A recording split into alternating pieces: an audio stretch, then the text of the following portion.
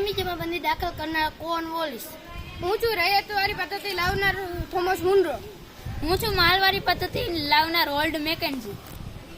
આ પદ્ધતિના પ્રણેતા Thomas Munro હતા. રૈયતવારી પદ્ધતિ 19મી સદીની શરૂઆતમાં ઈસવીસન 1820માં મુંબઈ અને મદ્રાસ પ્રાંતોમાં આ પદ્ધતિ લાગુ કરવામાં આવી હતી. રૈયતવારી આ પદ્ધતિના સમયે તેઓ મદ્રાસના ગવર્નર હતા. રૈયતવારી પદ્ધતિ આ પ્રથા અનુસાર મહેસૂલનું એકમ ખેડૂતનું ખેતર નહીં પણ સમગ્ર ગ્રામ કે ગ્રામની જમીનનું સમૂહનો થતો હતો. મહાલવારી પદ્ધતિ આ પદ્ધતિમાં જમીનદાર ખેડૂત ઉપર જુલમ કરીને પણ મહેસૂલ વસૂલ કરતો. કાયમી જમાબંધી. આ પદ્ધતિની શરૂઆત કોર્નવોલિસે કરી હતી. કાયમી જમાબંધી.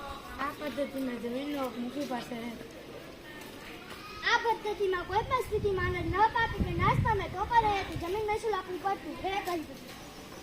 આ પદ્ધતિમાં સરકારના ખેડૂતના વિકાસમાં રસ ન હતો. કાયમી જમાબંધી. બ્રિટિશ મહેસૂલી દફતરમાં ગ્રામના સમૂહ માટે મહાલ શબ્દ પ્રયોગ થતો હતો. મહાલવારી પદ્ધતિ. અંગ્રેજોએ પરંપરાથી ચાલી આવતી જમીન વ્યવસ્થામાં મૂળભૂત ફેરફાર કર્યો. મહાલવારી પદ્ધતિ. આ પદ્ધતિમાં જમીનદારે દર વર્ષે નિશ્ચિત કરાર મુજબની રકમ સરકારમાં જમા કરાવવી પડતી. કાયમી જમાબંધી. જમીનદાર જમીન મહેસૂલનો 9 ભાગ સરકારને અને 10મો ભાગ મહેતાણા તરીકે રાખવાનો હતો. કાયમી જમાબંધી પદ્ધતિ. આ પદ્ધતિમાં જમીનદાર સરકારના એજન્ટ તરીકે કામ કરવાનું હતું. કાયમી જમાબંધી.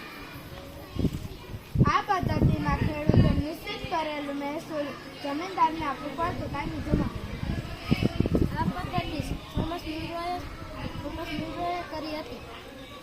રૈયતવારી પદ્ધતિ. આ પદ્ધતિમાં અર્થ અને રૈયત મહેસૂલ આપે એવો જ થાય.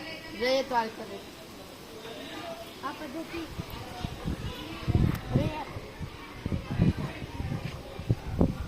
ઈસવીસન 1793માં અમલમાં આવી.